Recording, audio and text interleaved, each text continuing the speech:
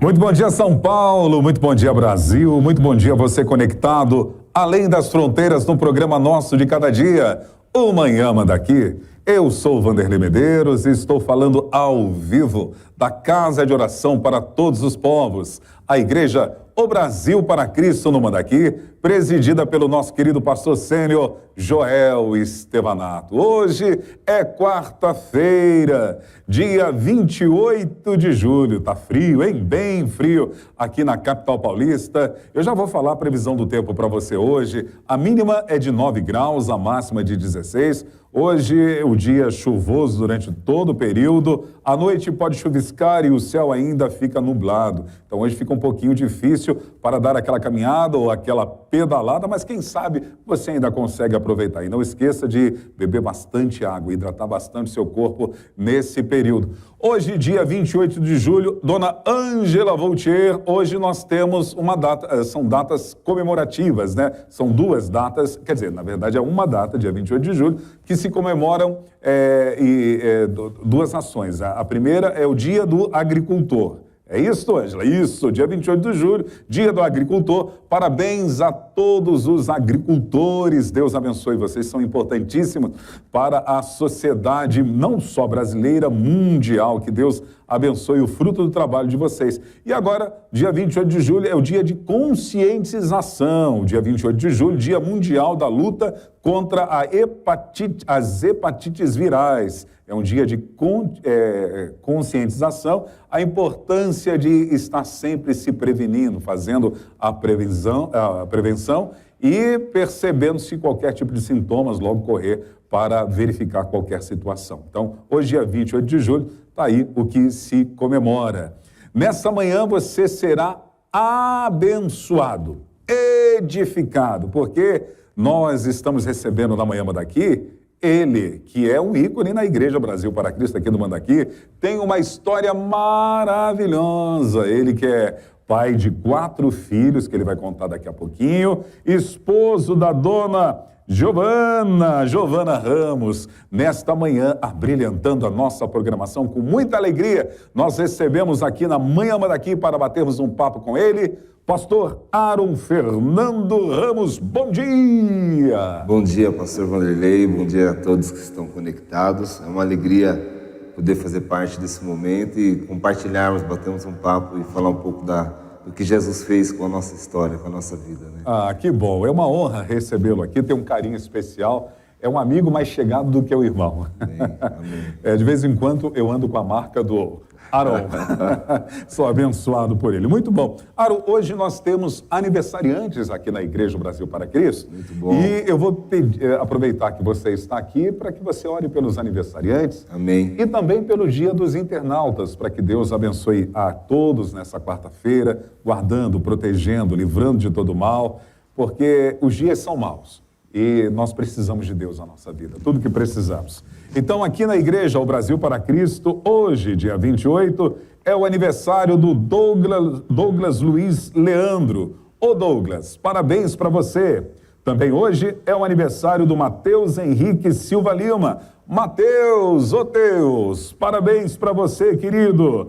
Também hoje é o aniversário do diácono Reginaldo Tadeu da Silva. Reginaldo, parabéns para você que está fazendo aniversário no dia de hoje, que está conectado aqui na Manhã Manda Aqui. Recebam também os nossos parabéns a você, Deus abençoe, o nosso abraço da Igreja do Brasil para Cristo aqui no Manda Aqui, da equipe da Manhã Manda Aqui, que hoje conta com o presbítero Paulo Guimarães, que voltou das férias, teve férias e não veio trabalhar. Isso não ficou legal, Paulo. A Ângela Voltier, o Léo Gonçalves, temos o Ricardo Benites aqui também, a participação da primeira-dama do pastor Aron, a Giovana está aqui também, o meu amigo Silvio Luiz, o Clóvis também está aqui. Amanhã Manda Aqui está cheia. Que Deus te abençoe, aniversariante. Também recebam os abraços dos nossos pastores sêniores, Joel e Leonor Estevanato. Pastor Aron, vamos orar pelos aniversariantes? Vamos orar. E pelos internautas de uma forma geral. Amém.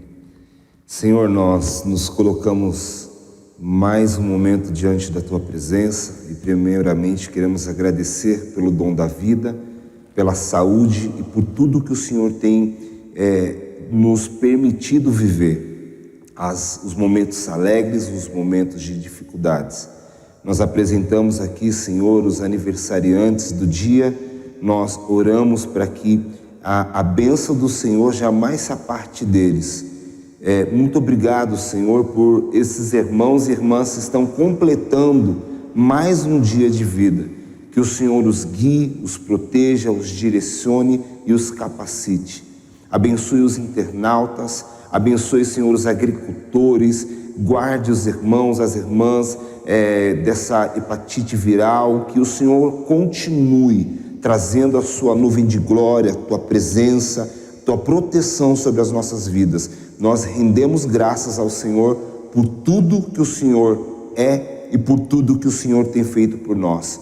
Nós carecemos da tua graça, carecemos da tua proteção, então nós somos gratos por podermos servirmos um Deus bondoso e misericordioso. Entregamos as nossas vidas e os nossos caminhos ao Senhor, no nome de Jesus. Amém. Amém. Glória a Deus. Meu amigo Aro Ramos, é muito bom tê-lo aqui. Dormiu bem? Dormi bem. Friozinho? Friozinho, bem aconchegado, bem coberto, bem quentinho. Você prefere o calor ou o frio? Eu prefiro o frio. É mesmo? Eu prefiro o frio, eu gosto do frio. O frio é bom para dormir. Dormir, você põe bastante cobertores ali, pronto, resolveu o problema, né? Toma um chazinho quente. Verdade. Agora o calor, não tem como, você tira a coberta, tem que ligar ar-condicionado, ligar ventilador, aí não tem jeito, né? É verdade, eu prefiro o frio. Ah, que legal. Você é natural de onde, Aro? Sou de São Paulo. São Paulo, aqui São da Paulo. região Zona Norte? Zona Norte, nascido e criado aqui.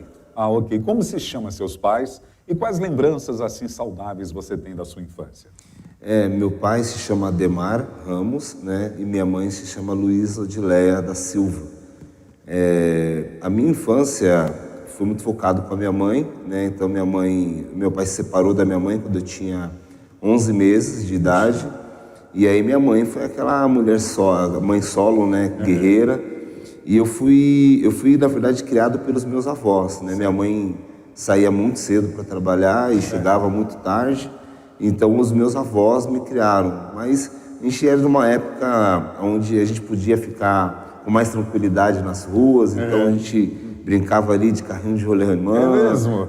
Jogando peão. Você fazia os seus carrinhos? A gente fazia os carrinhos. A gente saía nas ruas aí buscando aquelas rolimãs, né? Nas oficinas, né? Exatamente. Então, eu tenho uma lembrança muito boa da minha infância. Assim, Jogava gude?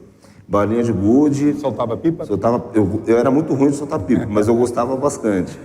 E eu sempre gostei de basquete. Então, desde menino, eu percebi que eu não tinha aptidão para o futebol, que era o natural ali da galera. E aí eu comecei a jogar basquete. Então, a minha vida era essa, assim. Eu gostava muito de jogar basquete e carrinho de rolemã e bolinha de gude. Ah, que legal. Você assiste os jogos dos Estados Unidos lá da Liga? Assisto, acompanhando aí a Liga, né? Que legal. Agora, recentemente, teve um campeão, né? Eu não lembro o nome, não foi os Lakers, foi... eu esqueci aqui o nome, mas é o uniforme amarelo. Isso, exatamente. Agora eu também esqueci. Não entendo nada, para mim é pelo uniforme. É um uniforme preto, uniforme amarelo. Sim. Foi uma conferência, se não me engano, a Conferência do Leste, né? Que legal. E os seus avós, como se chamam? Meu avô se chamava Otaviano Costa da Silva e minha avó se chamava Jordelina da Silva. Ah, que legal. Comidinha gostosa que a sua avó fazia, que vem aquela água na boca agora só de pensar. Minha avó fazia polenta com rabada. Coisa boa, hein?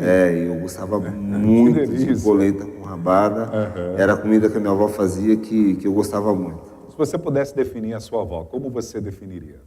Minha avó era uma mulher forte. Era uma mulher muito forte e que tinha uma espiritualidade muito aguçada. Então, minha avó era católica, mas era uma católica que realmente vivia os princípios do Evangelho. E tanto é que, desde menino, era ela que me direcionava assim, para a minha vida cristã. Né? Então, eu não entendia muito bem, mas desde menino, minha avó sempre falava que eu tinha que servir a Jesus, que eu tinha que estar nos caminhos. Mas ela era uma pessoa muito forte, assim, sabe? Ela enfrentou os momentos da vida dela com muita força e criou eu e minha irmã, né, junto com todos os meus tios, porque lá era uma casa, até hoje é uma casa de herança, então minha avó morava embaixo E aí eu e minha mãe morava de um lado na parte esquerdo e eu também a tia com o lado do direito, com todos os meus primos. Então era uma família muito unida, sabe? Então, que legal. Eu tenho boas lembranças disso. Ok. Você só tem uma irmã ou tem mais irmãos? Eu tenho uma irmã, que é a Thalita, por parte de mãe, né? E meu pai, tenho mais 2 irmãos, que é o Jonas e a Amanda, por parte de pai. Ok. Apesar de você não jogar futebol, mas ter algum time aqui, você sabe que é um páreo duro aqui na igreja. Então, eu sou corintiano, né? Eu gosto do Corinthians, eu não acompanho muito, não entendo muito, mas quando eu tenho a oportunidade de assistir, eu assisto o jogo do Corinthians. Que legal. Você é casado com uma pessoa preciosíssima que está aqui, a nossa querida Giovana Ramos, há 15 anos. 15 anos. Como vocês se conheceram? Nós nos conhecemos aqui na igreja, né? Eu vim para cá em 2004, e finalzinho de 2004, e aí a gente se conheceu. Na verdade, eu fiquei 1 ano aqui, e aí todo mundo mesmo, precisa namorar, mas eu não estava muito afim, eu estava aquele negócio de primeiro amor, então eu não estava afim de namorar, porque eu sei que namoro ia dar, assim, eu tinha que me dedicar, eu estava muito focado na igreja, na minha conversão, no meu primeiro, sabe, nesse primeiro amor.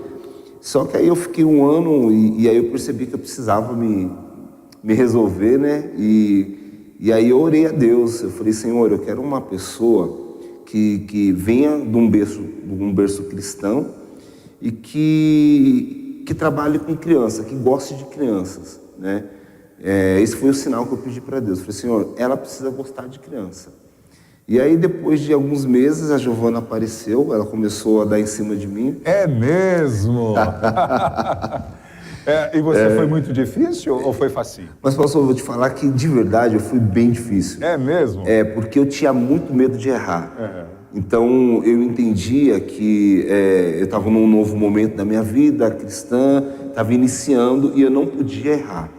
Então, nós se conhecemos aqui, na verdade na igreja a gente ficava se olhando, né? E aí nós tínhamos eu participava de um Gêmeos na época, que era da Dani, esposa do pastor Ricardo, e a gente tinha um Gêmeos, se não me engano, chamava Querubim. E aí a gente fazia parte desses Gêmeos, e aí a Giovana foi convidada para ir para os Gêmeos, e ali a gente começou a se aproximar, e aí nós ficamos um período, ficamos 5 meses se conhecendo, batendo papo, se aproximando e tal, e aí a gente viu que tinha alguma coisa ali, e aí eu falei, olha, então nós vamos orar, né? Nós vamos orar, e ficamos mais 6 meses orando, e entendemos que era a vontade de Deus da gente namorar. E aí a gente namorou, na verdade namoramos, noivamos e casamos em 11 meses. Puxa, que legal. E aí a gente entendeu que era a resposta de Deus para a nossa vida, e a gente casou. Amém. E estamos aí casados. Agora, quem chegando no sentido de dizer, no sentido de chegar abertamente dizendo assim, você quer namorar comigo? Vocês estão namorando 6 meses, essa iniciativa partiu de quem? Na verdade... Ou aconteceu? Não, na verdade, a Ana que ela se aproximou e eu entendi que ela queria namorar. Mas eu estava com muito medo mesmo, porque eu tinha muito medo de errar. Então eu falei, puxa, se eu namorar com a pessoa... Você tinha quantos anos? Eu acho que eu tinha 22 anos, 22 para 23, né? Então eu tinha muito medo de errar, porque eu já tinha tido experiências, e aí eu preciso fazer um ajuste. Eu tenho 4 filhos com a Giovana. Certo. E eu tenho uma filha que eu tinha quando eu tinha 15 anos de idade, que é a Mariana, que é a minha primogênita, que é uma menina que mudou a minha história, que foi ali, foi o começo da mudança da minha mentalidade quando ela nasceu. E aí a Giovana, a gente começou a se aproximar e ela deu a entender, né? Mas eu já tinha me machucado muito. Então eu falei, agora eu estou numa nova história, num novo momento da minha vida. E aí a gente, nesse período que a gente noivou, namorou, na verdade estávamos orando, só que eu estava muito difícil. E ela falou, e aí? E aí? E eu, não, calma. Só que aí eu percebi que durante 15 dias ela sumiu. Eu falei, cara, perdi a menina. Perdi a Sentiu menina. falta, viu, Giovana? Fui difícil demais. Isso foi uma estratégia. Foi difícil demais. E aí eu chamei ela e falei, olha, eu quero te explicar, não quero errar e tal, então também não posso namorar muito tempo. E na época eu já era líder de jovens aqui na igreja. Okay. Então eu já estava liderando jovens aqui, então, poxa, eu não podia dar mancada, né? Eu levava muito a sério mesmo. Eu sempre fui muito obstinado, assim, com as coisas que eu assumo. E aí eu estava muito obstinado em ter uma vida cristã, de não dar mancada. E aí a gente falou, olha, então beleza, vamos namorar, vamos começar, né? Pedimos a orientação do pastor Joel, o pastor Joel abençoou a gente. Que legal. Naquela época anunciava-se no púlpito, né? Então a gente subia, oficializava o namoro diante da igreja. E aí deu certo, tá dando certo. Parabéns. Estamos aí há 15 anos juntos. Através dessa história de amor, além de você ter a sua filha, como se chama mesmo? Mariana. A Mariana, vocês têm 4 filhos, né? Como se chamam os seus filhos, a idade de cada um deles? Vou pedir para você falar um pouquinho da personalidade de cada um deles. E detalhe, você disse para ela que tinha que gostar de crianças. São 4? E tem mais do que vem por aí? Não, agora não. Agora, só se for um milagre, né? A gente tá operada. Mas... Na verdade, são 5. São 5 filhos. A Mariana, né? Mariana hoje está com 21 para 22 anos, vai fazer 22 anos, fez 22, né? Esse ano. Mariana é uma criança muito forte, muito amável e muito compreensível. A gente não fiquei com a mãe dela, né? Mas a gente sempre esteve muito próximo, e até hoje nós somos muito próximos. Só que Mariana, como eu disse, eu era muito obstinado em algumas coisas. Então, eu era muito dedicado à igreja, muito dedicado aos ministérios. Teve um período da minha vida que eu fui líder da Jubrac local, mas também fui supervisor da Zona Norte inteira. Então, eu fazia seminário no sábado e à noite, na semana, eu fazia faculdade. Então, eu tinha uma vida muito agitada, muito corrida. Mas ela era muito paciente, muito paciente. E aí, nós temos o casal de gêmeos, que é o Samuel e a Nathalie. Depois veio o Dani, com 8 anos. E agora a Manu, que a gente brinca que ela é o susto, né? Então, ela veio dando um susto na gente. O Samuel é um menino ele é muito misericordioso. Eu acredito muito que o meu lado social, o lado de ajudar as pessoas, de estar perto, está dentro de Samuel. Que legal. Samuel é um menino que essa semana mesmo foi um morador em situação de rua pedir cobertor, né, à noite em casa. E aí eu fui separando os cobertores, mas ele já foi na despensa, já pegou uns pacotes de bolacha, pai, tem que dar uma meia para ele, tem que dar uma coberta para ele e tal. Então o Samuel tem esse lado misericordioso e ele é muito amoroso. Qual a idade do Samuel? O Samuel tem 9. Então a Nathalie e o Samuel tem 9. A Nathalie ela é curiosa.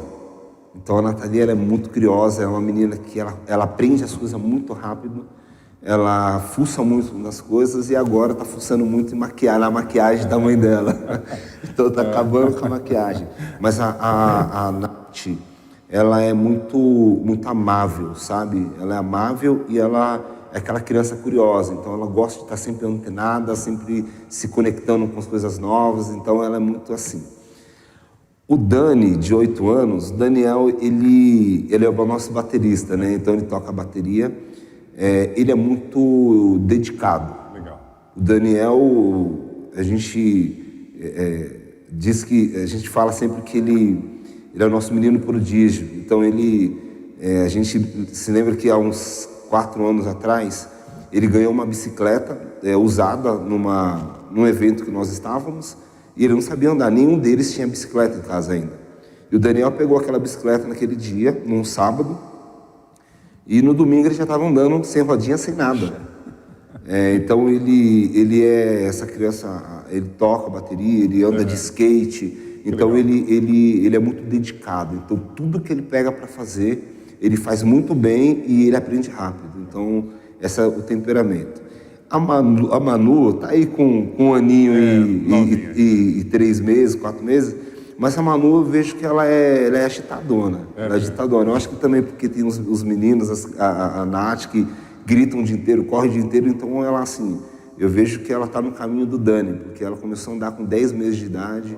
Então, você vê que ela é uma menina bem aceleradona. Assim. Muito bom. Deus abençoe sua casa, Amém. Deus abençoe sua família, Deus abençoe sua vida conjugal. Amém. Que continue sendo esse exemplo para a nossa sociedade, né, que tanto precisa. Falar em sociedade, quais seriam as dicas que você daria para os internautas para viver uma vida familiar e conjugal saudável?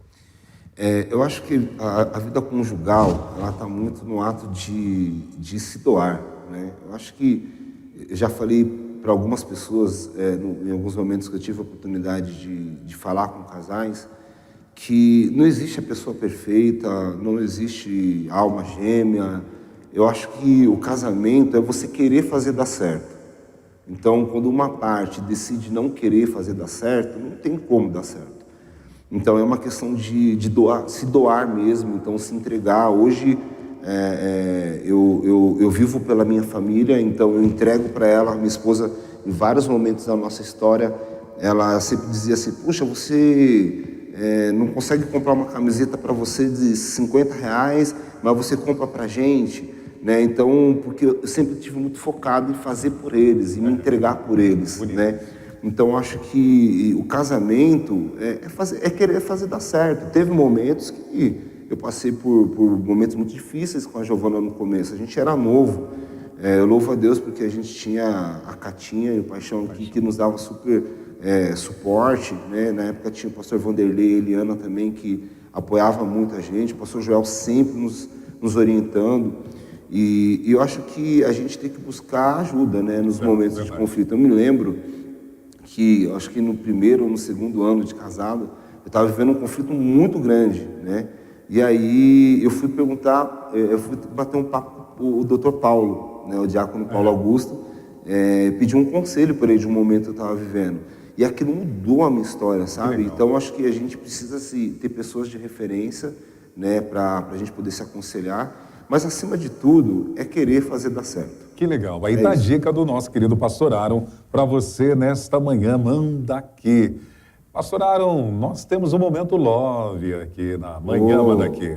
O Momento Love é quando nós deixamos você à vontade para você resumir a sua história de amor dessas 1,5 décadas de relacionamento com a Giovana e aproveitar para fazer a sua grande declaração de amor. Aí sim. Maestro Paulo Guimarães, presbítero, som na caixa, esse é o seu momento. Vamos lá. Minha história com Giovana é uma história de superação. Eu estou até emocionado porque 15 anos, mas a gente viveu uma história muito difícil no começo. Nós nos casamos e a gente não tinha, nós fomos para casa e os móveis não tinham chegado.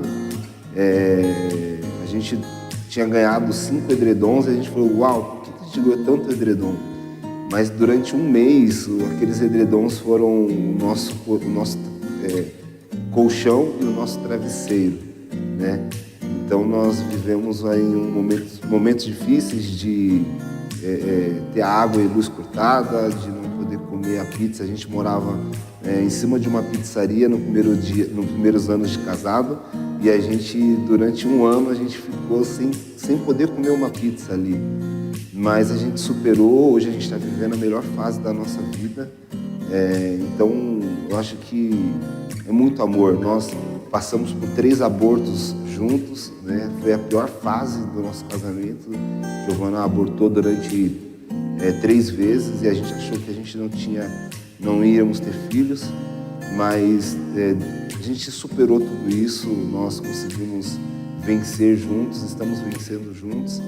Então, eu quero dizer que você é a minha melhor amiga, que você é a minha conselheira, que você é o amor da minha vida e, como eu te disse, nós vamos até o fim juntos, até que Jesus volte para arrebatar a igreja ou que ele venha individualmente para cada um de nós.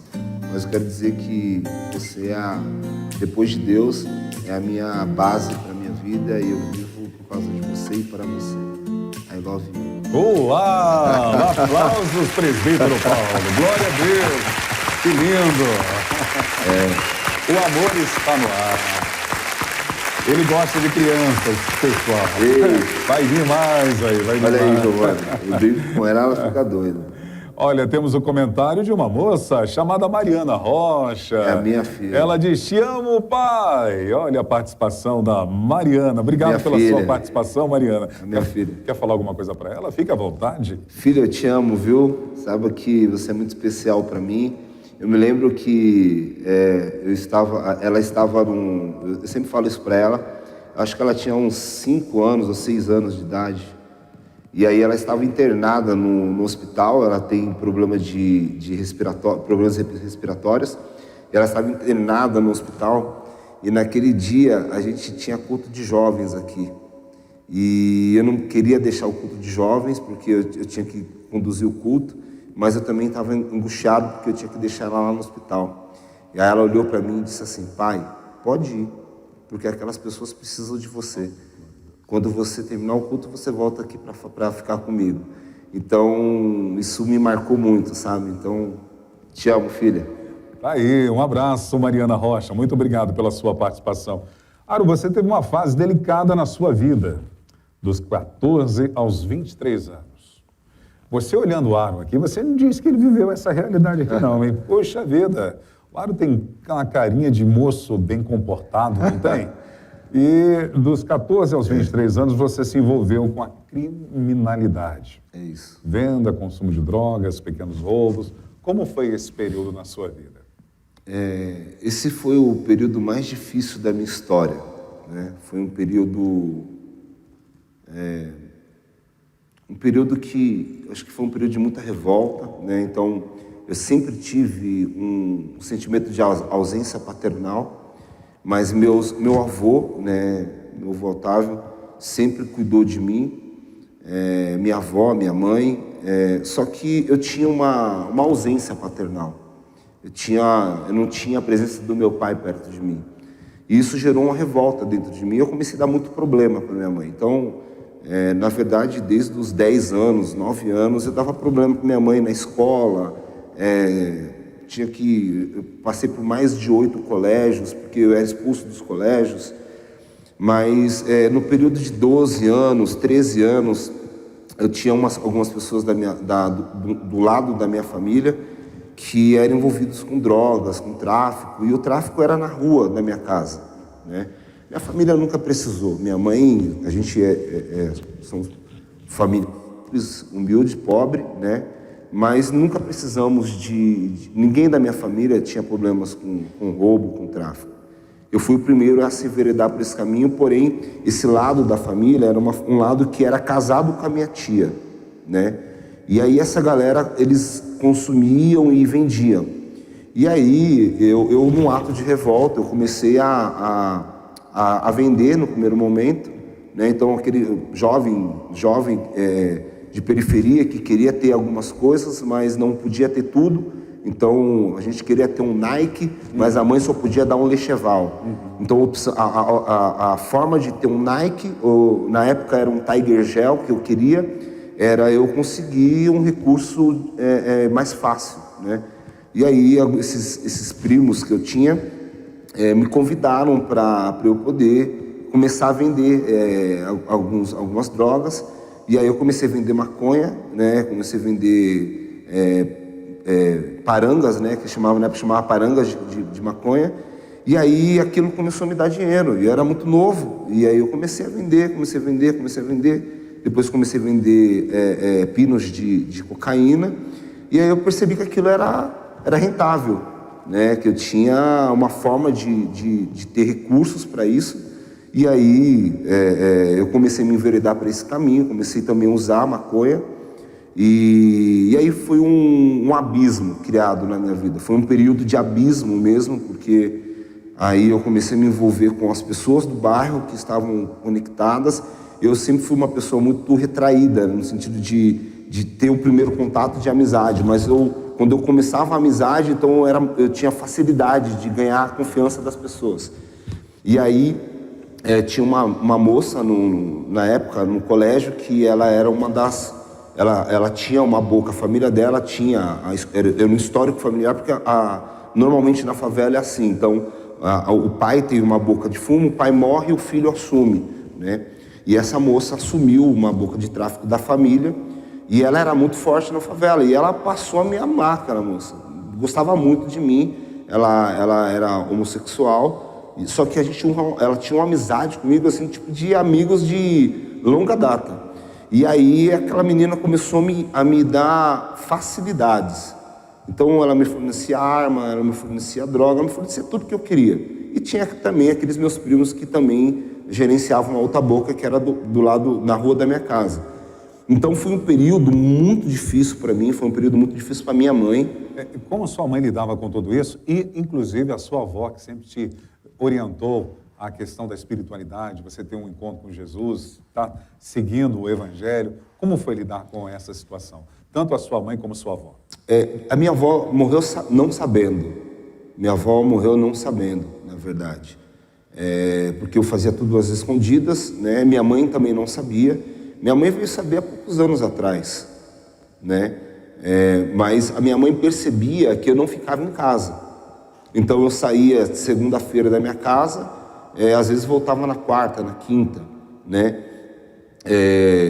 Ou eu vinha para casa só para dormir. Então eu passava o dia todo na rua, no tráfico, usando, roubando. E chegava à noite, minha mãe percebia que tinha alguma coisa errada, mas minha mãe ficava pouco tempo em casa. E meus avós já eram de idade, então não tinha como ter esse acompanhamento, né?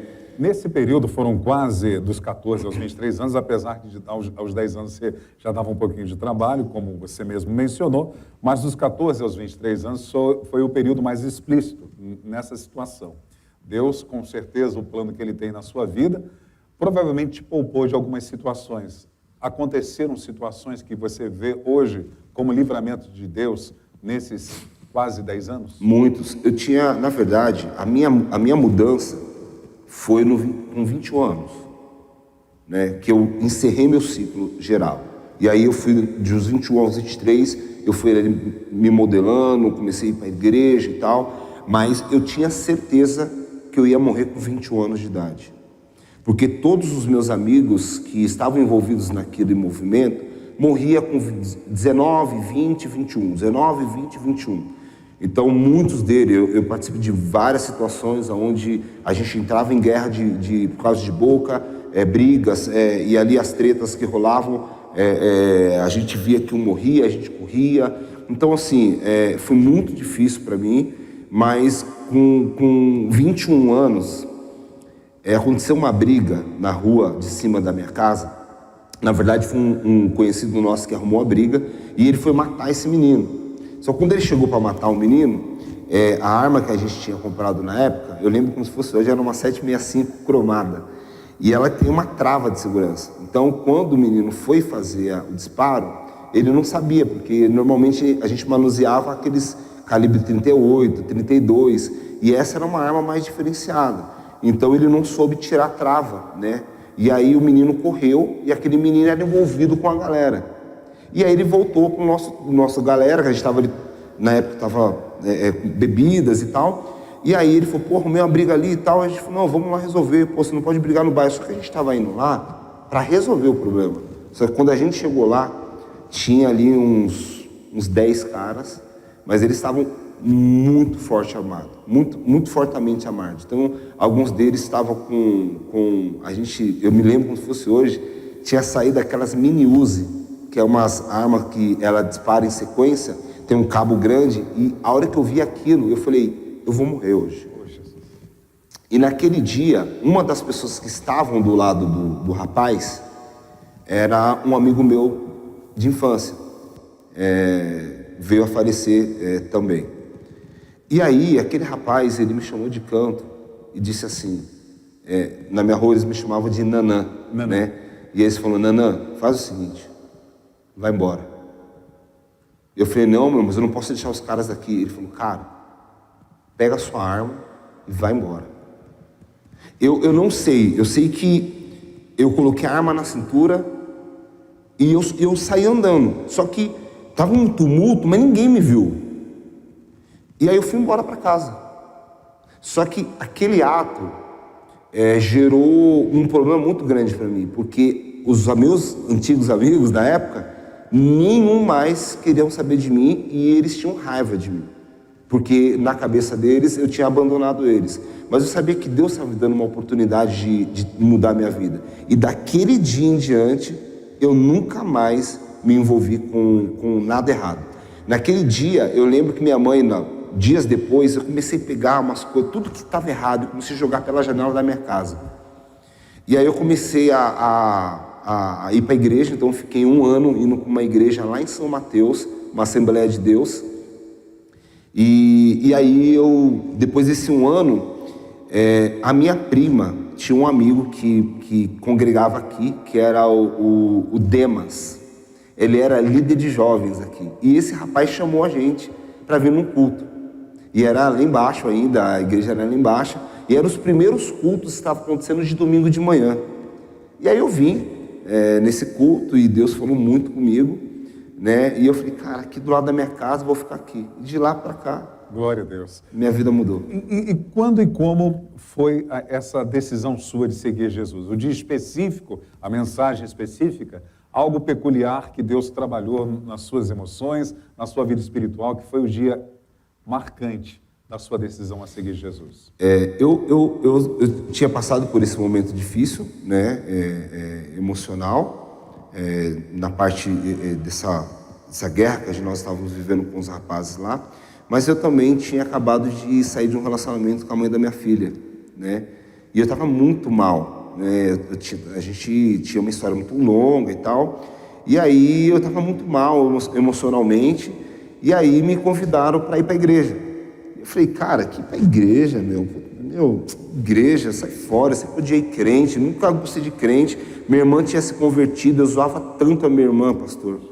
E aí eu falei, não, igreja não. E minha prima falou, não, vamos lá, minha prima Nádia me falou, vamos lá que você vai gostar. Eu falei, quer saber? Vamos lá, né? E aí eu fui nessa igreja lá em São Mateus e fiquei lá 1 ano, né? Então, só que durante 1 ano, literalmente, pastor, ninguém da igreja falou comigo. Puxa. 1 ano. Eu ia todos os domingos e ninguém falava comigo. Eu achava estranho aquilo. Só que quando eu cheguei aqui, eu vim aqui uma vez, e eu fui recebido pelo Dr. Paulo, né? E aí o Dr. Paulo, tudo bem, muito prazer, qual é o seu nome? Aí eu falei meu nome para ele. Tá tudo certo. Só que aí eu fui, assinei uma fichinha de bem-vindo, e aí eu recebi uma carta na minha casa, Que legal. dizendo, seja bem-vindo e tal. Só que no outro domingo, minha prima me chamou de novo. E eu falei, cara, mas puxa, e minha prima assim, a gente era muito, nós somos ainda muito amigos. Eu falei, para não ficar chato, eu vou lá. Fui de novo. Só que quando eu cheguei aqui, o Dr. Paulo olhou para mim e falou, bom dia, Aaron. Eu olhei assim e falei, cara, como esse cara sabe meu nome? E aí eu percebi que há 1 semana atrás eu tinha falado meu nome para ele e ele gravou meu nome. E eu falei, cara, é aqui. Porque lá eu fiquei 1 ano, ninguém falou comigo. E aí eu senti que aqui era a minha casa. Então nesse processo que eu estava mal emocionalmente, foi quando eu comecei a me envolver aqui. Então, como eu disse, quando eu me dedico a alguma coisa, eu me dedico 100%. Então eu comecei a vir para a igreja. E aí a Dani Mazzarella é uma pessoa que eu digo que me ensinou, o pastor Joel me ensinou a base central de tudo, de que é ser um cristão. Mas a Dani, ela me ensinou o que é amar pessoas. A Dani me ensinou, assim, através dos Gêmeos, o cuidado que ela tinha por mim, o amor que ela tinha por mim, era uma coisa surreal. O cuidado, assim, dela, de estar ali perto, de quando a gente errava, ela vinha, corrigia, mas corrigia no amor e tal. Então, toda essa somatória de coisas. Então, o Dr. Paulo que me chamou pelo nome, a Dani que me recebeu e que cuidou de mim, o pastor Joel que, para mim, eu digo para ele, até hoje, isso é verdade, o pastor Joel, ele se tornou uma referência paternal para mim, porque eu não tinha a referência paterna em casa. Então, eu olhei para ele e eu via as meninas, né? Eu via a Jaque, eu via eu via a Thalita, eu via a Michele, eu via o jeito dele lidar com as coisas, eu via a postura dele séria, sempre muito duro, mas a gente sabia que era por amor. Então eu falei, cara, eu quero ser igual a esse cara. Né? Legal. E aí foi quando essa somatória de coisas foi fazendo com que eu entendesse que aqui era a minha casa. Glória a Deus por isso, hein? Um dia inesquecível que você tenha vivido aqui dentro. Acho que foi... Eu posso falar 3? Pode, por favor. Primeiro foi meu batismo, que foi algo muito especial para mim. Segundo foi meu casamento. E o terceiro foi uma experiência ministerial. Eu me lembro quando eu era líder de jovens, a igreja era aqui embaixo, então tinha um estacionamento, e nós tínhamos um negócio de a gente fazer um luau com os jovens. Então a gente fazia tochas de bambu, fazia uma mesa de frutas, e a galera ficava tocando violão. Tinha cadeiras em volta de uma fogueira, a gente fazia uma fogueira bem grande. E naquele dia, a gente percebeu que na rua de trás tinha uns jovens que ficavam sempre lá. Eles faziam fogueira lá também, só que eles ficavam bebendo cachaça. E naquele dia, nós começamos a orar por aqueles jovens. E aí, quando a gente menos percebeu, começou a entrar esses jovens da igreja. Legal. Só que eles entraram com as garrafas de bebida. Só que eles entraram e aí eles começaram a chorar e começaram a soltar as garrafas de uísque, de cachaça. E aí houve um mover assim de Deus tão grande que aquilo marcou a minha vida, né? Marcou a minha vida. Então eu não me esqueço disso. Que bênção. Ô, Aaron, como seus amigos lidavam com você depois de ter visto essa transformação? Como era o Aaron para os seus velhos amigos e companheiros? Foi muito especial. Foi muito especial. Depois de 5 anos, eu contei isso. Foi depois de 5 anos que eu sempre estava lá, né? Depois eu me casei e eu sempre ia ver minha mãe. Só que eu evitava passar pela rua de cima onde eles ficavam. Eu passava sempre pela parte de baixo. E aí teve um dia que eu falei, eu vou passar por lá. E eu passei por lá e alguns deles me olharam. E aí um deles, eu não vou citar o nome, ele me chamou e disse assim, posso te pedir uma coisa? Eu falei, pode. Ele falou assim, você ora por mim? Cara, aquilo para mim foi surreal. Eu imagino. Então, hoje, né, todas as vezes que eu passo por lá, eles oram, eles pedem para que eu ore por eles. Alguns deles depois vieram para a igreja comigo. Alguns não permaneceram, mas eu sei que a semente foi plantada. Então hoje eles me enxergam de uma forma diferente. Eles sabem que depois eu conversei com eles, falei que foi uma oportunidade que Deus me deu para eu mudar de vida, que Deus também queria mudar a vida deles. E hoje eles me têm como uma pessoa de referência de quando o bicho pega, eu vou ligar pro Nanã, que o Nanã ora por mim. Legal. Então hoje eles sabem que hoje eu tenho algo de diferente. Eu me lembro que um deles ficou preso, não sei se 3 ou 4 anos, e aí ele me encontrou na rua, e ele olhou para mim e ficou assim. Aí eu falei, o que foi? Ele falou, cara, tem alguma coisa diferente em você. Eu falei, sério? Eu falei, porque eu emagreci. Ele falou, não, cara, tem um brilho nos seus olhos, cara, seu rosto tá brilhando, eu tô olhando aqui, tá brilhando, o que aconteceu? Aí foi a hora que eu fui. Foi Jesus que mudou a minha vida. Ele começou a chorar no meio da rua e ele falou, cara, eu quero minha vida mudada. Só que é bem difícil, né? Para essa mudança de mentalidade, essa mudança de postura, é muito difícil. Mas as pessoas querem. Elas só precisam de pessoas que seguram a mão delas e que apoiem, que acreditam na vida dela. Então a minha vida mudou porque alguém acreditou em mim, né? Então hoje eles me têm como uma pessoa um acesso para pedir uma oração, para ter um conforto de Deus. Pastor Aaron, o senhor se considera um milagre? Eu sou um milagre. Eu sou um milagre. Se o evangelho não tivesse te alcançado, eu estava morto. Tem consciência disso? Eu tenho, porque a maioria das pessoas que estão ao nosso redor, da antiga, né, morreram. boa parte morreu, então 60%, 70% morreu, e os que não morreu estão mortos emocionalmente. Então são aquelas pessoas que, hoje eu estou há 15 anos aqui na igreja, casado, então estou há 16 para 17 anos na igreja, então fazem 16 para 17 anos que eles continuam usando droga, que eles continuam bebendo e que eles ficam no mesmo lugar. É o mesmo lugar. Então, se eu não tivesse, Jesus não tivesse, se o evangelho não tivesse chegado até mim, com certeza eu estaria morto. Qual conselho o senhor daria para os usuários que podem assistir esse programa, ou quem sabe estão assistindo esse programa, e para os familiares que têm pessoas envolvidas na área do crime, das drogas, da prostituição? Quais seriam os conselhos que o senhor daria, tanto para um como para outro? Tá, eu acho que é um equilíbrio das coisas, mas eu vou falar primeiro o que eu acho como base central. Precisam dar apoio para essas pessoas, não é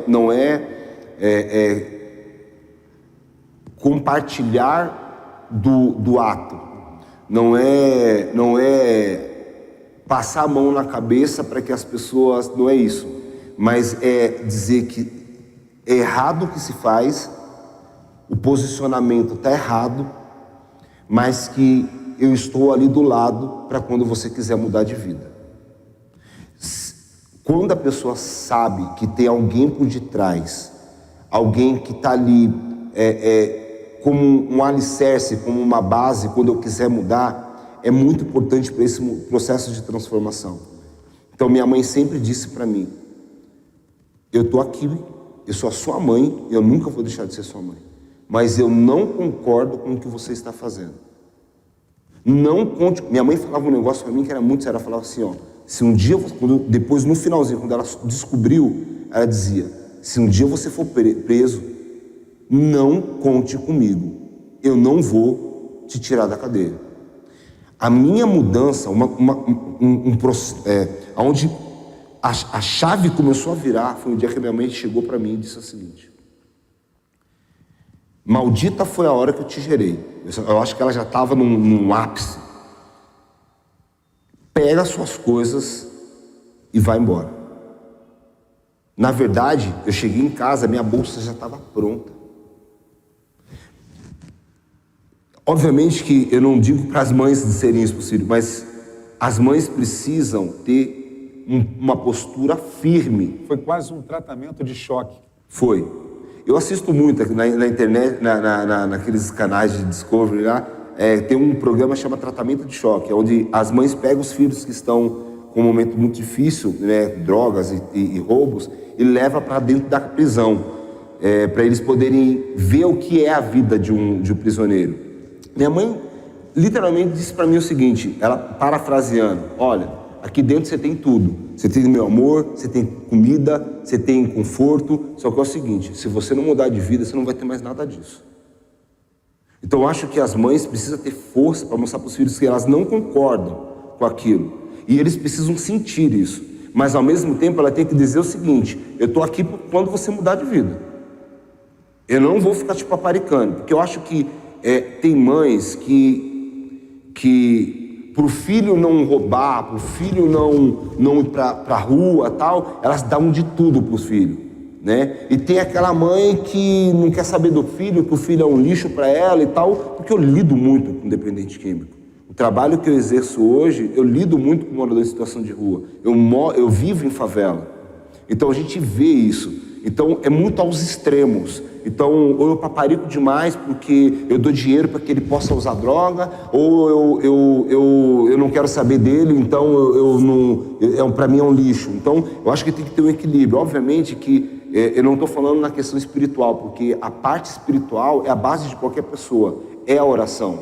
Mas não é só a oração, no sentido de ficar ali intercedendo, porque a oração é orar mais ação. É um posicionamento. Então eu oro para que haja libertação, mas existe a libertação na parte, porque obviamente que é uma questão espiritual, mas também tem a parte fisiológica, que a dependência química cria essa dependência fisiológica. Eu estou dizendo porque a parte fisiológica é muito difícil, porque há um ano atrás eu iniciei um processo de tirar o açúcar do meu corpo.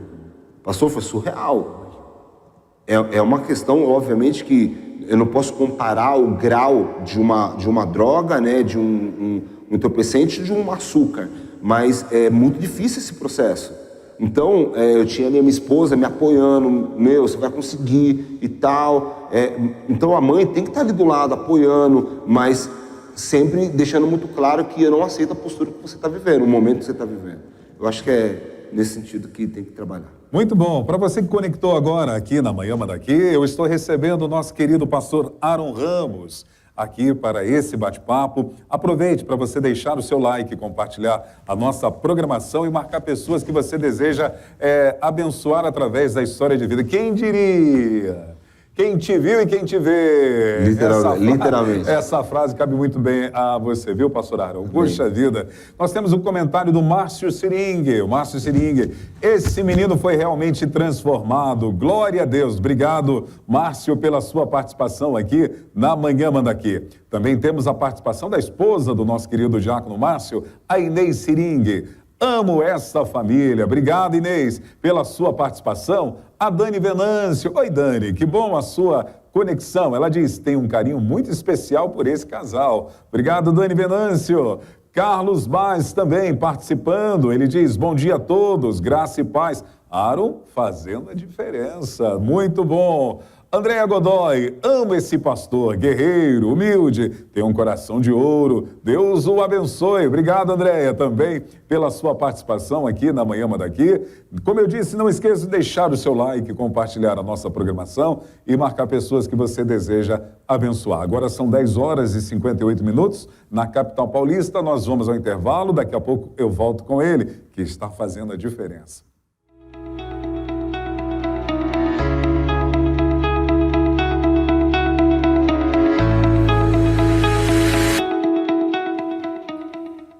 Agora, na capital paulista, são 11 horas. Não esqueça que hoje, quarta-feira, você tem um encontro marcado na tarde da bênção familiar, às 15 horas aqui na Manda Aqui Online, e é presencial ou online. Você pode estar vindo aqui na Casa de Oração para Todos os Povos, às 15 horas, para participar desse culto. Geralmente é a pastora Leonor Estevanato que está ministrando a palavra, um tempo de louvor maravilhoso, desfrutando da presença de Deus. Venha conhecer a família de Deus aqui na nossa localidade. Nós estamos situados na Avenida Ultramarino, 616. Do ladinho, do outro lado da rua, você vai conhecer a Livraria OBPC.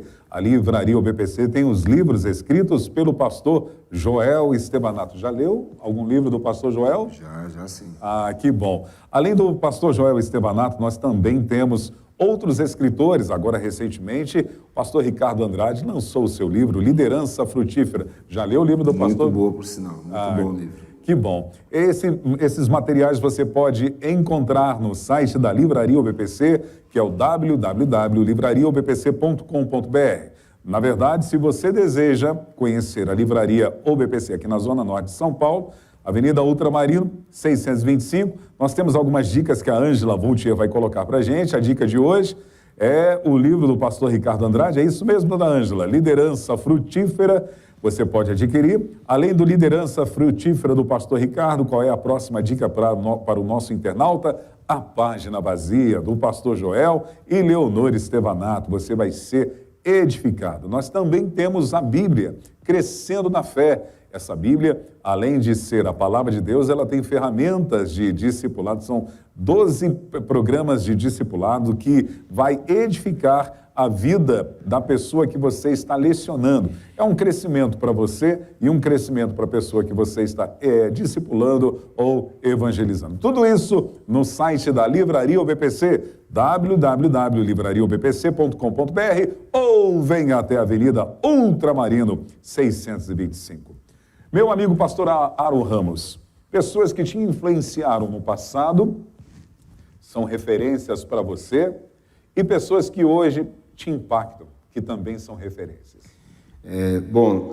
No início da minha caminhada cristã, e aí o Márcio até colocou o comentário ali, mas o Márcio, Siringue e a Inês foram os meus discipuladores, né, meu e da Giovana, eles que nos discipularam, na verdade, me discipularam, na verdade. E eu me lembro que o Márcio disse para mim uma vez assim, eu falei, Márcio, estou preocupado, o pessoal está falando que eu preciso namorar e tal. Ele falou, eu vou te dizer uma coisa. Deus vai preparar uma mulher para você dentro da nossa igreja. A bênção vai estar aqui, não vai estar fora. Eu gravei aquilo, né? Então o Márcio foi uma pessoa que me inspirou muito no começo na caminhada cristã, me apoiou muito. Eu louvo a Deus pela vida dele.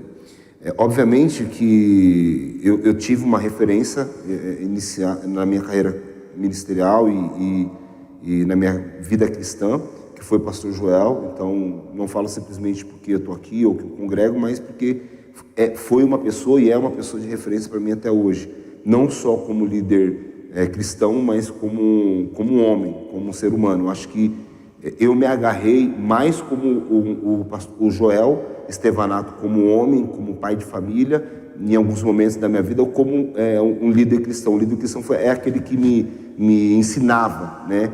Mas o Joel, ele foi para mim, o pastor Joel foi uma pessoa que me inspirou como ser humano. Acho que foi muito, muito importante isso. No passado também, e aí historicamente falando, eu tenho uma pessoa que os princípios da vida, o que ele representou, norteia para mim muito no meu passado, e hoje eu estudei muito sobre ele, que é o Martin Luther King, que é uma pessoa que é uma referência para mim muito grande. E hoje eu tenho uma pessoa que me inspira muito, que é o Eduardo Lira, que é líder de uma ONG chamada Gerando Falcões. É uma pessoa que hoje eu olho para ele e entendo muito quão importante é a gente ser honesto, ter dedicação na vida, ser uma pessoa que tenha foco de vida, e não tem jeito. Se você foca, você cresce. Glória a Deus. Existe uma frase que diz que nós somos curados para curar. É a partir disso, de uma cura que você recebe na sua vida emocional, espiritual, que você deseja trabalhar dentro dessa área, junto das comunidades, no aspecto social. Isso que você falou, que trabalha com muitos adolescentes dependentes, pessoas que vivem várias carências na sua vida, e hoje você trabalha. Até porque foi uma virada, porque você é formado em planejamento estratégico e administração de empresas. Durante muito tempo da sua vida, você trabalha no mercado corporativo, focado em controladoria. Isso. E hoje o senhor é um diretor de ONG. De ONG, né? De ONG, né? Como explicar essa mudança? Qual o foco para começar a trabalhar juntamente nesse terceiro setor, que é importantíssimo e talvez é o que mais, de uma forma agressiva, entre parênteses, né, atuam nas comunidades, junto da sociedade brasileira, trazendo benefícios para tantas famílias. Eu, como todo jovem de periferia, meu sonho era trabalhar e ganhar bastante dinheiro e poder ter um conforto, um carro, ter minha vida. E um dos meus sonhos era me formar e trabalhar em multinacionais. Então eu tinha 4 sonhos quando era menino. Então eu queria me casar e ter uma família feliz. Eu queria me formar na faculdade, porque só um lado branco da minha família tinha acesso à faculdade, o lado negro não tinha esse acesso tão fácil. Eu tinha o sonho de trabalhar em 4 multinacionais e tinha o sonho de ter um chuveiro quente. Olha só. Porque eu brinco com a minha mãe que o chuveiro da minha casa era aquele que em volta era todo gelado e tinha aquelas gotas quentes no meio. Então, de verdade, eu tinha um sonho de comprar. Eu vivi isso também, viu? Era aquele coronazinho. Exatamente. E aí, quando eu me casei, eu falei para ele, eu quero aquele chuveiro desse tamanho. Então, eu comecei a me dedicar para a minha carreira profissional. E foi muito difícil, porque eu não tive acesso a cursos de informática, curso de Excel, curso de datilografia, eu nunca tive acesso. Então, só que também eu queria sair usando o termo real da palavra, eu queria sair daquela mediocridade, eu queria sair daquela parte mediana de, vou trabalhar no mercado, vou trabalhar, como assistente, eu queria ser alguém na vida. Então eu comecei a me dedicar, e aí eu fui trabalhar e comecei a me dedicar, e eu fui para Votorantim. Na verdade eu era office boy, e aí ali dentro do grupo Votorantim me deram uma oportunidade, e aí eu fui trabalhar na parte de controladoria. Só que aí eu tive que fazer faculdade, e foi muito difícil. Eu fui fazer administração de empresas, sei lá, não recordo agora o ano, Mas foi muito difícil, porque eu lembro, quando chove assim, eu me lembro, porque quando chovia eu trabalhava de office boy, no começo da faculdade, e aí eu tinha que fazer entregas, e aí eu ia para a faculdade depois do dia de trabalho, só que com sapato furado eu chegava na faculdade com o pé todo molhado. Poxa. Então foi muito difícil. Imagina. E aí, eu me dediquei muito, então eu tinha um foco. Então todo ano minha esposa até brinca comigo que eu falava, esse ano aqui eu quero ganhar 1.000 a mais, esse ano aqui eu quero ganhar 2.000 a mais. Então eu tinha focos, né? Eu tinha focos a curto prazo. Então eu me dediquei muito. Então eu cheguei num momento na Siemens muito bom. Então eu cheguei num momento onde eu estava chefiando, era coordenador de uma área contábil, né? E eu estava ganhando muito bem. E aí eu tive uma oportunidade de fazer um job, que era ir para a Alemanha e ficar 6 meses trabalhando num curso da Alemanha, ou eu tinha que me dedicar a um momento que eu estava vivendo, né? Eu estava pastoreando uma igreja e tal, e eu falei, não, eu vou abrir mão de tudo e vou me dedicar para isso. Só que existe um momento que aconteceu uma virada. Eu lembro que eu estava lá no Rio de Janeiro, eu estava num hotel chamado Copacabana Palace. Eu era o único negro que estava numa área de executivos, eu estava tomando um café da manhã, e eu olhei aquilo assim, eu era o único negro que estava lá. E aí eu ouvi, literalmente eu ouvi isso. E a minha esposa, há 2 anos atrás, ou 3, ela tinha me falado assim, quando você chegar num alto cargo, numa posição boa, Deus vai te tirar de lá e vai te colocar na onde Ele quer você, no seu propósito. Eu falei, tá repreendido. Eu falei, não, você tá doida? Eu falei, não, cara, eu vou trabalhar para chegar no momento, não. E aí eu lembro que eu estava nesse hotel, e aí esse hotel ele tinha um morro, se eu não me engano era o Morro do Pavãozinho, e eu estava sentado tomando café, e aí eu via uma voz, eu creio que Deus falou no meu coração assim, o seu tempo aqui acabou. E aí eu entendi que eu tinha chegado numa alta posição, que eu estava bem, mas que eu tinha que canalizar minha vida para o meu propósito. Só que aí, os caminhos do Senhor, a Bíblia diz, né? Jeremias diz que os caminhos do Senhor não são os nossos, né? Então, hoje eu entendo que eu consegui. Eu consegui fazer faculdade, eu consegui me formar, eu consegui ganhar um bom salário. Então chegou um momento que eu estava ganhando 10 salários mínimos, eu tinha todos os meus custos pagos pela empresa, eu ia trabalhar de táxi e voltava de táxi, então eu tinha muitas facilidades, e eu percebi que dava para fazer, que dava para ter uma transformação de vida, que dava para alcançar mais do que eu imaginava. Então hoje o meu papel na comunidade é mostrar para os jovens de periferia que não é só a opção que deram para eles, que não é só o que apresentaram para eles, não é só o que falaram para eles, que eles podem ser mais do que eles que falaram para ele, que a gente pode ser sim um empresário, que a gente pode ser sim um coordenador, que a gente pode ser sim um supervisor, né? Eu tive a alegria de colocar pessoas, inclusive da igreja, aqui para trabalhar comigo, então assim, ganhando muito bem. Então eu acho que hoje o meu papel dentro das favelas é mostrar para os jovens da favela que não é só o tráfico, que não é só ser jogador de futebol, que não é só ser cantor, a gente pode ser CEO de empresas, nós podemos ser diretores de empresa. Então assim, hoje o meu papel é mostrar para a favela, é levar justiça social para dentro das favelas. Isso é inculcar na mente deles que eles não são frutos, como nós não somos frutos do meio em que vivemos. Ao poder da decisão, da escolha, é valorizar esse poder, essa autonomia que nós temos, claro, que dentro do contexto cristão, rendida sempre a Deus, mas eu tenho o poder de decidir. Exatamente. Deus mudou a minha vida. E aí eu tenho que tomar decisões. Quais são as decisões que eu vou tomar? E aí eu que apresento para as pessoas. Toda vez que eu vou para a favela eu falo, Deus quer mudar a tua vida. E Ele pode. Mas depende de você.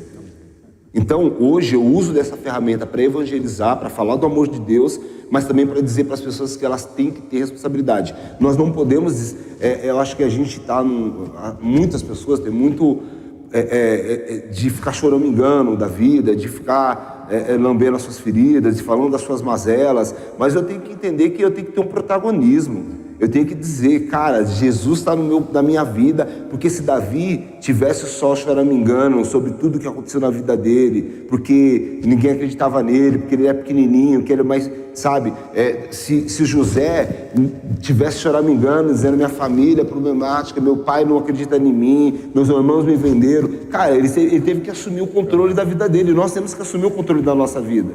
Deus, ele quer mudar, Deus tem o poder para mudar, Deus, só que a gente não é marionete. Nós não somos marionete, que Deus, então o que está escrito e tal, eu não quero, mas não é assim. Obviamente que Deus tem um projeto, Deus tem um plano, Deus tem um sonho para a gente, mas nós temos que tomar as nossas decisões, nós temos que ser responsáveis com a nossa vida. Verdade. Não é simplesmente jogar tudo na mão de Deus e deixar que Deus faça. Então, a gente tem que tomar decisões assertivas. Deus sempre está nos direcionando, ter comunhão com o Espírito Santo de Deus, ter comunhão com o Senhor, ter a nossa vida devocional com o Senhor, para que a gente possa estar sensível a Ele. Mas a gente não pode ser exime das nossas decisões. É verdade. Inclusive, as palavras temáticas da semana passada e desta semana tem tudo a ver com isso, o poder das conquistas saudáveis. Eu acreditar que eu posso conquistar, sair da mediocridade e viver uma vida extraordinária. Isso é possível, isso aconteceu na sua vida, aconteceu na minha, acontece na vida de tantas pessoas que creem e têm esta convicção. E nessa semana, a dedicação nas pequenas coisas, que fazem as grandes diferenças, né? Bacana isso. Como se chama a sua ONG?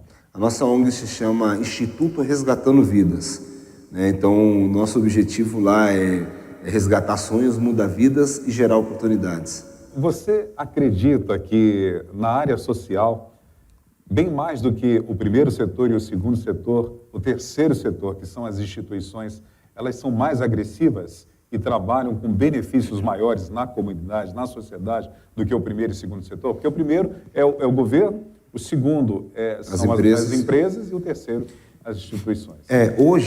Hoje, assim, é muito claro, hoje com essa pandemia, nós conseguimos identificar que o poder público, o governo não tem força para atuar em todas as áreas que precisam ser atuadas pelo poder público dentro das favelas. As favelas, na verdade, elas são autogerenciáveis.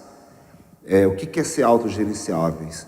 Eles se ajudam, eles criam tecnologia, eles criam formas de sobreviverem, porque o governo não chega.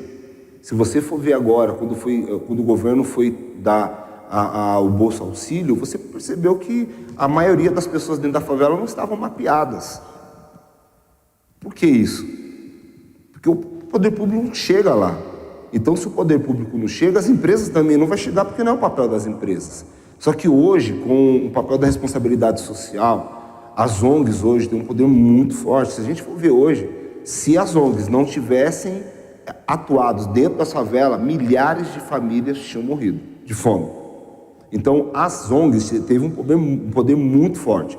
Obviamente que existem ONGs e ONGs, como todas, existem empresas e empresas, igrejas e igrejas, né? Existem muitas ONGs que são de fachada, são picaretas, mas existem ONGs sérias, que têm um trabalho sério. Então, hoje, por exemplo, só a minha ONG, no período nos últimos 4 meses, nós entregamos mais de 10 mil cestas básicas.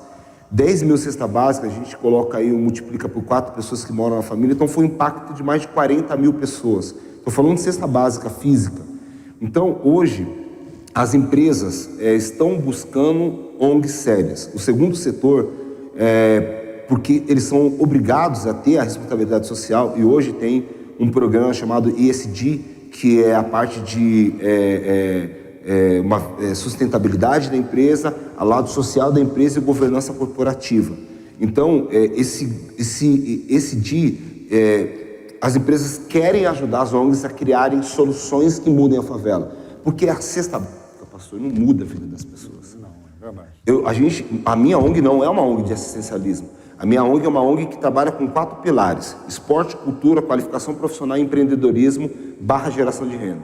Então hoje, por exemplo, estou abrindo uma loja, um bazar, para gerar sustentabilidade para a nossa ONG e gerar emprego. A qualificação profissional tem por objetivo qualificar tecnicamente os jovens e formar eles emocionalmente, porque o que a gente estava entendendo, a gente forma ele tecnicamente, ele vai para a entrevista de emprego, não passa porque ele vai inseguro. Então a gente tem que formar. Então só assim a gente vai acabar com a pobreza. Por que existe favela? A favela existe porque as pessoas não têm poder de compra. Elas não têm. Como que a pessoa vai sair de dentro da favela, alugar uma casa fora da comunidade da favela, que custa 600, 700 reais de aluguel, sendo que a renda per capita do nosso bairro é de R$1.000? O cara nunca vai ter poder para poder mudar a vida dele. Então, o nosso papel é mudar a renda per capita. E como que a gente vai mudar a renda per capita? Através de cursos e qualificação profissional. Assim a gente consegue potencializar ele dentro do mercado, ele cresce profissionalmente, ele ganha mais recurso financeiro e ele pode dar uma condição de vida melhor para a família dele. Automaticamente a gente tem uma sociedade mais saudável. E aí, quando a gente leva o curso para ele, a gente fala do amor de Deus, a gente fala que Jesus quer mudar a vida dele, que não é só o curso, que Jesus precisa estar sendo o direcionador para a vida dele, né? Então, hoje, o poder público, o governo, ele não tem força para atuar 100% nas favelas, nas periferias. Então, as empresas privadas querem ajudar, mas para ser ajudados, para ajudar, eles precisam encontrar ONGs que tenham gestão, metodologia de trabalho. Hoje, na nossa ONG, todos os meus colaboradores são remunerados, todos eles têm KPIs, têm indicadores de performance, todos eles têm um plano de RH, um plano de gestão, para que eles cresçam e se desenvolvam. E quanto mais a gente cresce, mais impacto a gente causa. Pastor Aaron, qual o grau de satisfação quando você percebe alguém de uma comunidade que, através da sua ONG, mudou de vida? Para mim, eu acho que, como Jesus mudou a minha vida, mudou a minha história, eu quero retribuir isso. E quando eu vejo alguém, por exemplo, eu tenho jovens que hoje estão fazendo faculdade, que a gente conseguiu bolsa 100% gratuito. Tem uma menina que morava dentro da favela, que nós colocamos, ela fez treinamento com a gente. Hoje ela trabalha, é gerente de uma das lojas da Jimba, que a gente tem parceria para empregabilidade, e hoje ela é gerente e ela conseguiu comprar uma casa. Isso é surreal. Ela tem a casa dela, né? Então a gente tem muitos jovens que a gente está acompanhando, que o pai chegou há um tempo atrás dizendo assim, não quero mais saber deles. Foi a dona Dinha, a minha mãe, que há 15 anos, 16 anos atrás, disse, eu não quero mais você. Que há 20 anos atrás, disse, meu, não quero mais você perto de mim. Então, o que eu estou fazendo é fazer com que as donas Dinhas, que é a minha mãe, a dona Dinha, tenham filhos transformados. Glória a Deus. Então, quando eu vejo jovens que a gente pega, que tem muito problema emocional, que estão desviados do caminho do Senhor, porque o que tem mais lá dentro da favela a gente é desviado, porque a favela, pastor, o que mais tem dentro da favela? Fora o tráfico. Todo mundo fala assim, o tráfico que impera na favela. Não é o tráfico que impera. Igrejas. Você sabe, igrejas. O que impera dentro dessa favela são igrejas. Você vai a cada rua, tem uma igrejinha ali dentro, tem um pastor pregando, tem o evangelho sendo proclamado. Então, as pessoas, só que elas não têm a força, não têm a dinâmica de saber das pequenas coisas, de cuidar das pequenas tarefas.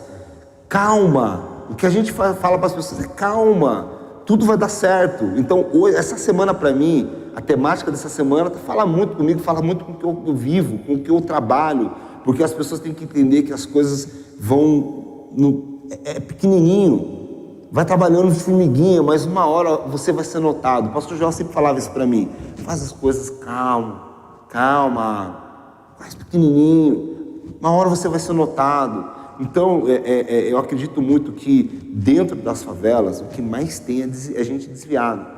Por quê? Porque são pessoas que não têm o que a gente tem aqui. Pastor, eu louvo a Deus por essa igreja. Glória a Deus. De verdade. Por quê? Eu fui formado num período aqui, pastor, que era surreal. Nós tínhamos aqueles cursos de propósitos. Comunhão, adoração, discipulado, serviço. Então a gente entrava aqui e passava o sábado inteiro sendo treinado.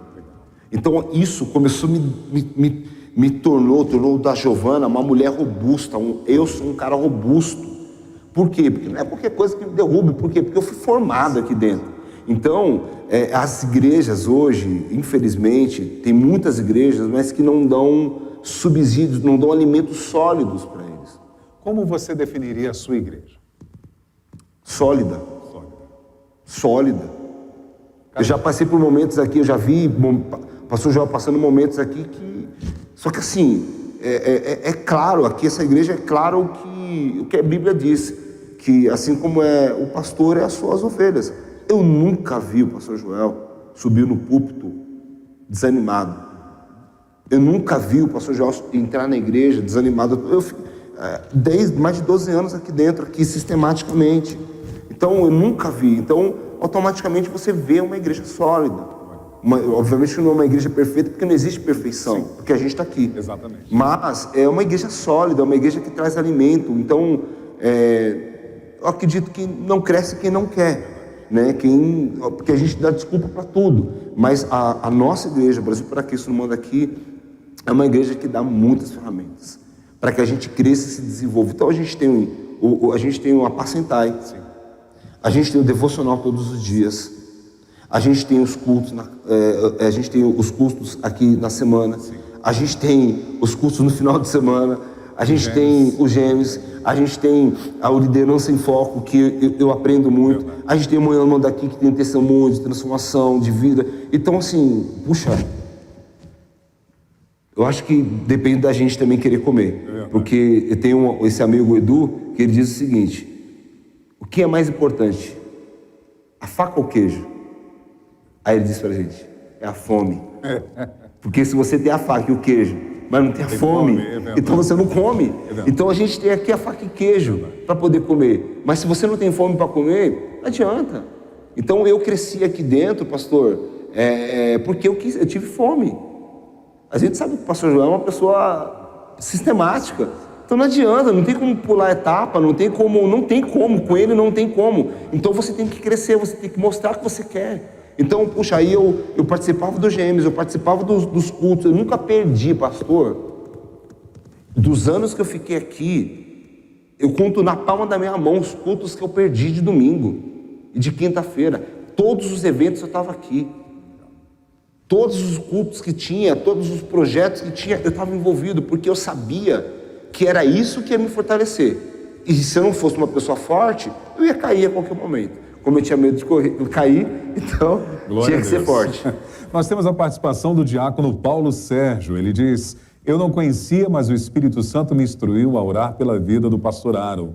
E assim fiz por cerca de 1 ano e ainda oro. Obrigado pela sua participação. Também temos a participação de quem? Seu Zé Pizzas. É o Fagner. Ô, Fagner, eu olho para você, penso em você, eu lembro do quê? De pizzas.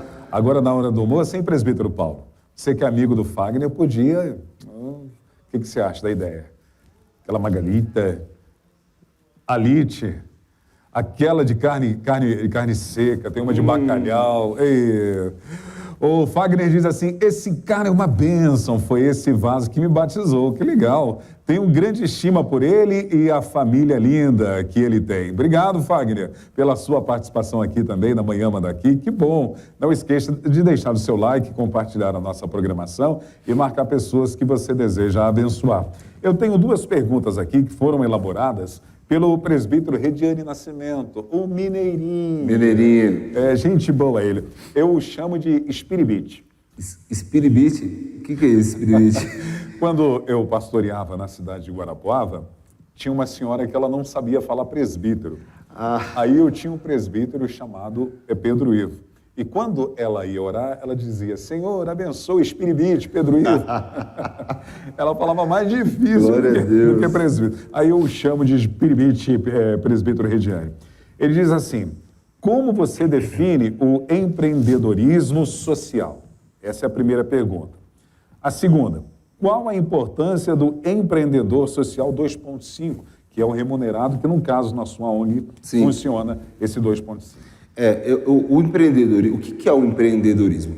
Empreender, eu acho que o empreendedorismo é você criar soluções para resolver um problema social, mas que ao mesmo tempo isso gere um recurso financeiro para que você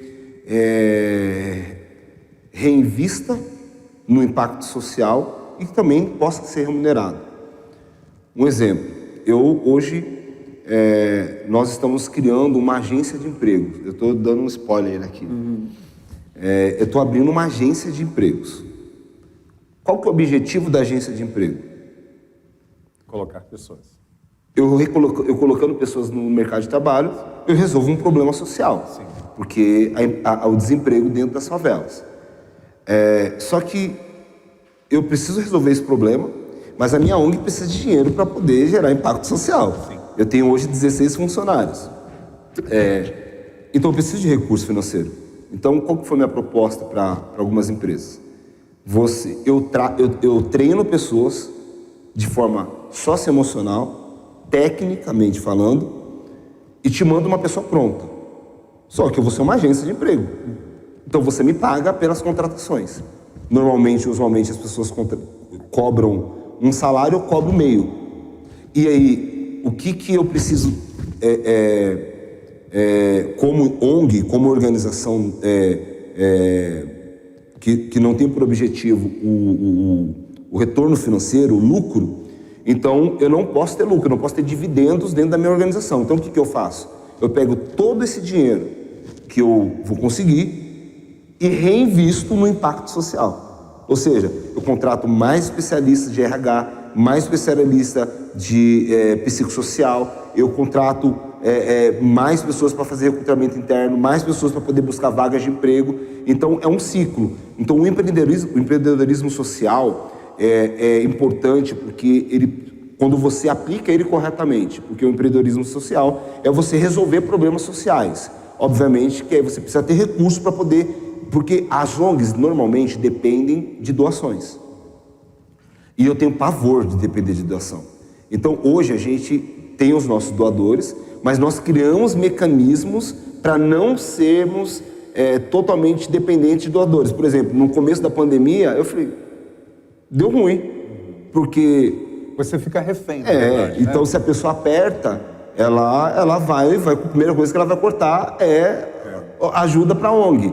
Então eu não posso ficar refém, porque o meu trabalho é muito importante para a sociedade.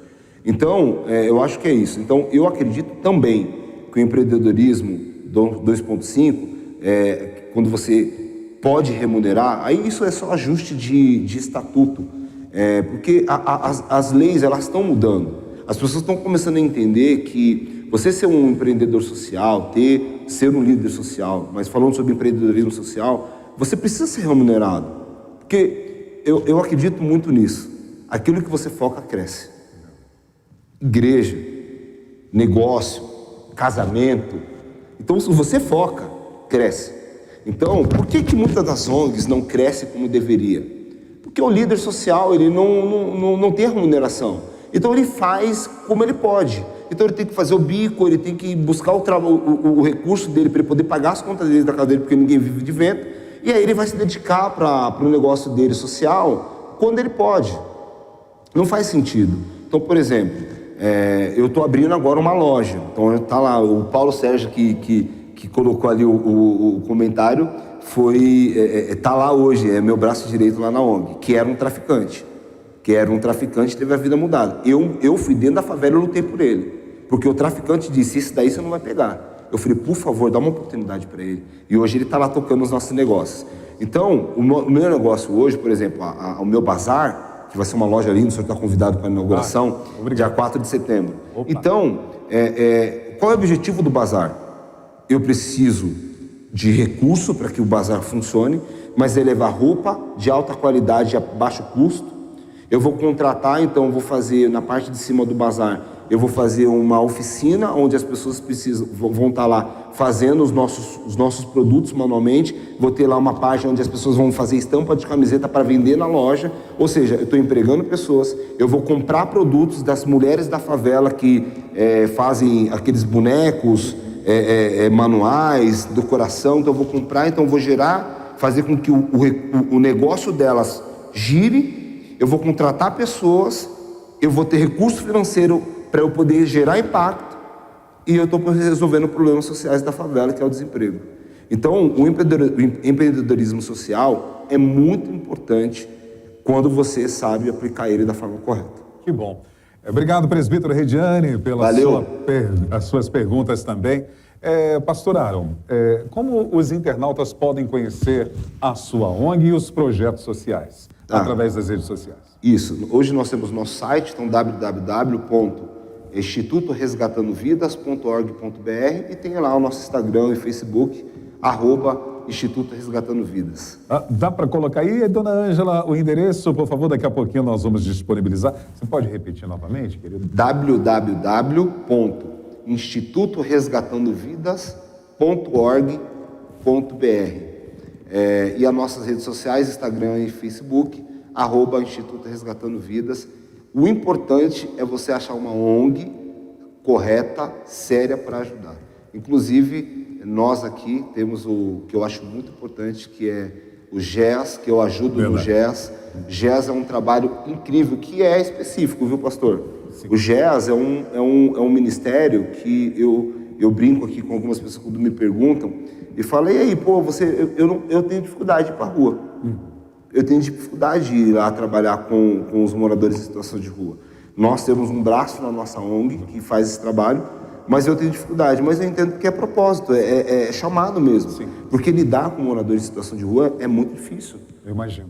Porque você tem o lado emocional, o lado físico, você tem que ter empatia, né? Então, eu acho que é muito importante. Então, eu tenho um carinho muito grande pelo pastor Carlos, que cuida desse ministério e sempre ajudo quando posso.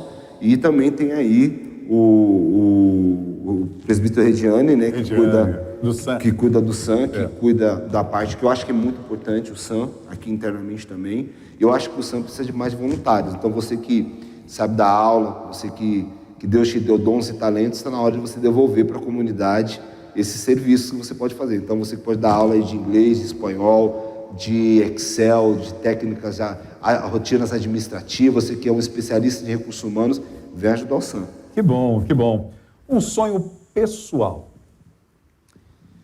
Um sonho pessoal. Eu fiz uma promessa para a Giovana quando a gente estava casado, e no segundo ano de casado. Eu disse para ela que eu daria uma casa para ela. Então, o meu sonho pessoal é dar essa casa para ela. Amém. Tá ligado, viu, Giovana? Amém. Como você se enxerga ou se vê daqui a 10 anos? Eu quero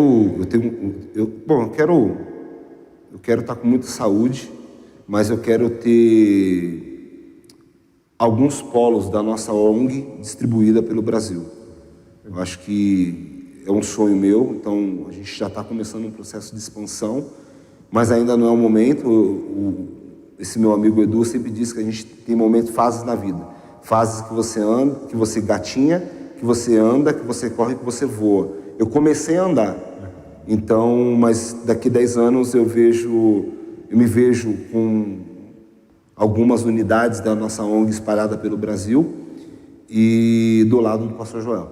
Que legal. É uma promessa que eu fiz. Amém. E quando eu voltei para cá, eu falei para Deus que eu nunca mais sairia do lado dele. Glória então, eu me enxergo do lado dele daqui a 10 anos. Amém. O senhor e o pastor Ricardo são muito amigos também, né? Já tem uma história juntos, né? Trabalhamos juntos. Né?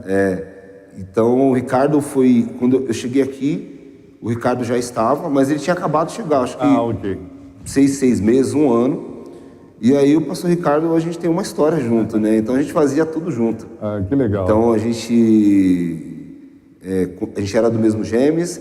Quando abrimos um Gêmeos, que era Gêmeos Querubim, que era onde nós éramos, aí a gente abriu o Serafim, e eu e ele fomos liderar os Gêmeos. Então, a gente compartilhava a liderança, eu era o líder e o vice-líder. Liderança de jovens, a gente liderou junto, então a gente ia para o bambuzal atrás de bambu, a gente ia na feira buscar fruta, a gente ia evangelizar na rua junto. Então, Ricardo, eu tenho uma estima muito grande por ele, porque é um amigo que me ajudou nos momentos obscuros da minha vida, tentando me colocar no caminho, e é um amigo onde a gente compartilha confidências grandes. Inclusive, pastor Ricardo, você está devendo um café, tá? Então, por favor, pague o café. Por favor. E a equipe da Manhã Manda Aqui pode participar desse café também. Exatamente. Né? Então, o Ricardo é um amigo, passou por toda a minha história, então literalmente a gente fazia tudo junto. Que legal. Né? Então, a gente tem um carinho muito grande por ele. E aí teve um período que a gente trabalhou junto também, que isso intensificou a nossa amizade, então eu trabalhava no mesmo departamento. Depois eu saí, porque eu fui aí direcionar meu caminho, mas depois, acho que depois de um ano também, 1 ano, 2 anos, ele também saiu para se dedicar ao integral. Que legal. É muito bom tê-lo aqui conosco, é muito bom fazer parte do Ministério Pastoral ao seu lado também, é muito bom ter te conhecido, né? Sou fã número 1 da sua sogra, gosto Dona muito Miriam. dela, da Dona Miriam, viu? Puxa. Se ela estiver assistindo, coraçãozinho para ela. Mulher que me ajudou muito. Eu quero te agradecer. Eu que agradeço. Tantas outras perguntas, eu acredito que nós vamos ser preciso fazer Aron 2. Vamos embora. Exatamente. Vamos embora. Ok, Paulo. Eu quero te agradecer, viu, a sua presença em nome do pastor Joel e da Leonor Estevanato, da sua igreja, o Brasil para Cristo, dessa equipe da Manhã Manda Aqui. Aron, você abrilhantou a nossa programação e precisamos marcar outras oportunidades para conversarmos mais, viu? Eu que agradeço pela oportunidade, fiquei bem nervoso. Até falei para a irmã que me mandou mensagem para mim, a Ângela, falei, Ângela, eu estou quase desistindo, hein? Mas eu fiquei muito feliz de participar, de estar aqui junto com o senhor. Como eu te disse, eu peguei um amor muito grande pelo senhor, te adotei como um amigo, como um intercessor. Então, quero agradecer essa igreja, porque pastor Joel me recebeu de braço aberto nesse meu retorno, junto com a minha família. Eu acho que foi a melhor coisa que eu fiz nos últimos 5 anos, foi a melhor decisão que eu tomei. Nós estamos vivendo um momento esplêndido, maravilhoso. A igreja também, fiquei muito feliz que me recebeu super bem, e obrigado por estarem aqui comigo e pelo convite. Glória a Deus. Nós temos comentários, olha só quem está ali, a Nathalie, desculpa. Eu te amo, pai. E temos a Giovana e o Daniel também. Meu pai lindo. Amo meus filhos. Que bom. Comentário da Luísa. Meu filho amado, quantas lutas enfrentei por te amar. Sofri, chorei, mas meus joelhos nunca saíram do chão até a sua restituição. Hoje me orgulho que o Deus verdadeiro teve misericórdia. Minha mãe. Dona Luísa, um abraço. Qualquer dia chegamos aí para almoçar, Dona Luísa. Faz uma comida maravilhosa. Qual a comidinha dela que você... Baião de 2. Ei, coisa boa, hein? E a Giovana, o que ela manda bem na cozinha? Giovana, ela, o arroz e feijão dela é maravilhoso. Giovana, literalmente, eu não comi em algum lugar o arroz e feijão dela. Mas o que a gente comeu durante todo o início do nosso casamento, mas que ela faz muito bem, é estrogonofe de frango. Oh, delícia, hein? Estamos aí à disposição. Eu e a equipe da Manhã Manda Aqui. Nós queremos mandar abraços para as pessoas que estão interagindo conosco através das redes sociais. Vicente Antunes, Roberto Ramalho, Solange Mota. Você conhece a Solange? Me ajudou demais. Diácono Paulo Sérgio, Flávio Luciano, Célia Regina. Eu acho que é Elson Ferreira, de São Miguel dos Campos, Alagoas. Irmãos Brasil para Cristianos, aí de Alagoas. Um abraço, a paz do Senhor. A Dani Venâncio, Gemerson Miguel, o Tom é gente boa. Inês Sering, Márcio Sering, Leia Costa, Indara Juliana, Mirela Fontanese, Simeia dos Santos de Rondonópolis, no Mato Grosso. Sérgio Francisco, Rosilene Souza, pastor Paixão Vitoriano, é o pastor mais romântico que nós conhecemos na história da Igreja do Brasil para Cristo. Ele é apaixonante, por isso o seu nome é Paixão. Um amor. Andréa Godoy, Ney Freitas, Cristiane Machado, Carlos Bass, Heloísa Sanches, aí da cidade de Marília, aqui no estado de São Paulo. Maria Sofia de Umuarama, no Paraná. Conheço Umuarama, acho que fica perto ali de Campo Mourão, aquela região bacana. Cláudio Donizete de Biritiba Mirim. Rosana Domingues, Valda Silva Franco, Ana Carmo, José Roberto de Oliveira, Érica Quedas, pastor José Marques, da Igreja do Brasil para Cristo, Parque Cruzeiro, Deus abençoe, Graziela Cruz de Atibaia, aqui no estado de São Paulo, Saulo Andrade, Maria de Fátima, Sueli Gomes, a tia Sueli. Tia Sueli. Um abraço, Deus abençoe. Não é a tia Sueli? Ah, é do Géias. Eu queria ver se você estava prestando atenção, dona Ângela. Ah, eu estava de olho na senhora. Desculpa, mas um abraço para a tia Sueli. E um abraço para a Sueli Gomes, a esposa do pastor Carlos, do Géias. Obrigado por você estar prestando atenção, viu, Ângela? Eu fiz de propósito aqui. Aron, meu agradecimento. Giovana, meu agradecimento. A próxima é a senhora, viu? Estou sabendo. Queremos saber tudo da sua vida. Se o Aro dá muito trabalho, ele dá trabalho? Quem manda em casa? Quem manda em casa? Ela. Ele obedece, né? Isso. Dizem que as mulheres não mandam. Nós que gostamos de obedecer. É isso, verdade. Olha a sua filha. Para você que não conhece, olha a filha do nosso querido pastor Aron, a Mariana. Tá aí, ó. Minha linda. Deus abençoe você, Mariana. Agora são 11 horas e 44 minutos. Se Deus assim permitir, amanhã estaremos de volta. Gratidão. Equipe da Manhã Manda Aqui, muito obrigado. Você que nos permitiu entrar na sua casa, no seu local de trabalho, onde quer que você esteja. Nosso muito obrigado. Deus abençoe a cada um de vocês. A paz do Senhor. Paz do Senhor.